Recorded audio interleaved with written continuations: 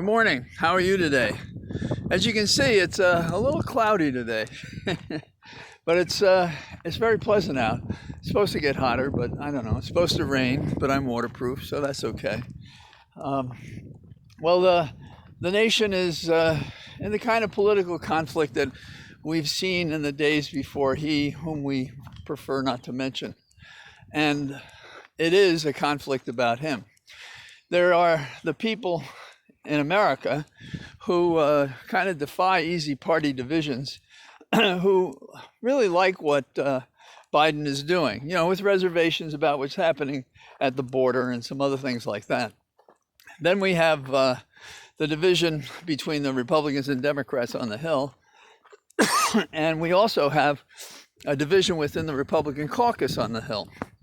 So we have McCarthy, who's the Republican minority leader in the House, and he is trying to straddle those Trumpers now and forever, versus Cheney, who's the third in power in the House on the Republican side.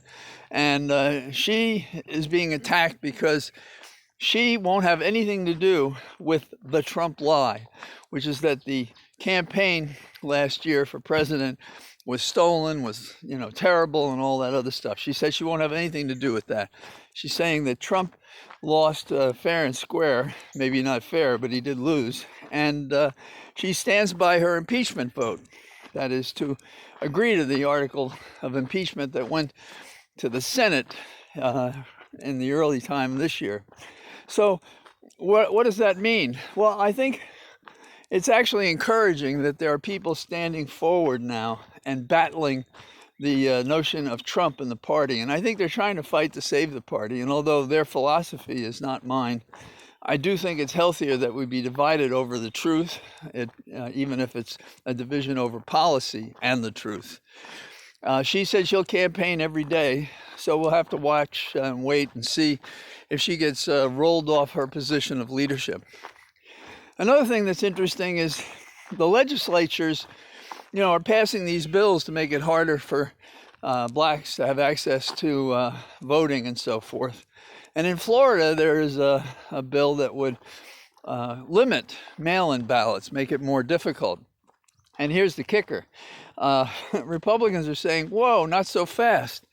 Connie Mack, years ago, who was the incumbent, was running for re-election. And the night before, when the votes came in, he lost by like a percentage point. And they declared his opponent the winner. But when the mail-in ballots were counted, he came out with like a 35,000 person margin. So some Republicans are saying, not so fast. You would think they'd say to themselves, you can't handicap what's going to happen when you play around with the levers on an election. And so what you should do is have the fair election and do the traditional things about advising the public why you or a slate of candidates should be elected instead of the otherwise. It's quite an interesting set of facts going on here. We have questions about Rudy. I don't think there's anything really new added to it, so I don't have much to say about it. So I'm going to continue the walk, and I hope to see you guys tomorrow. Stay tuned. Bye-bye.